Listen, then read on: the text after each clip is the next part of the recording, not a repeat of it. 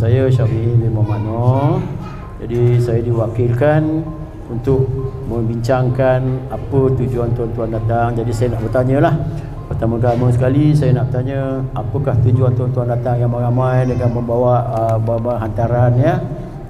Yang nampaknya cantik-cantik belaka ni. Adapun maksud dan tujuan kami datang ini adalah untuk nak memetik bunga lah untuk anak saudara saya.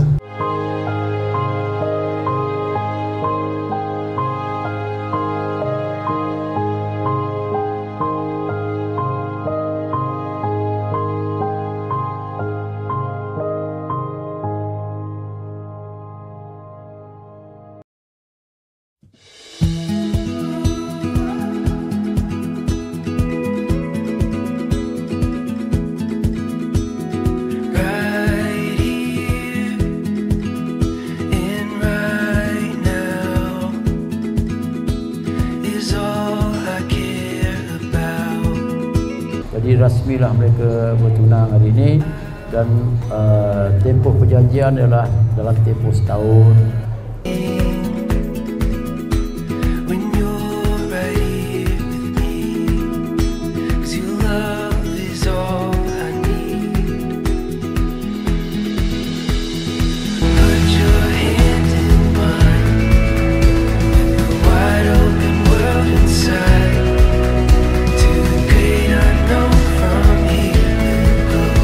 Selamat bertunang Alun dengan pasangan. Semoga berkekalan hingga ke akhir hayat. Cepat-cepat kahwin tau.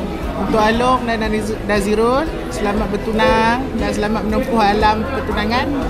Semoga kekal hingga ke jenjang pelamin.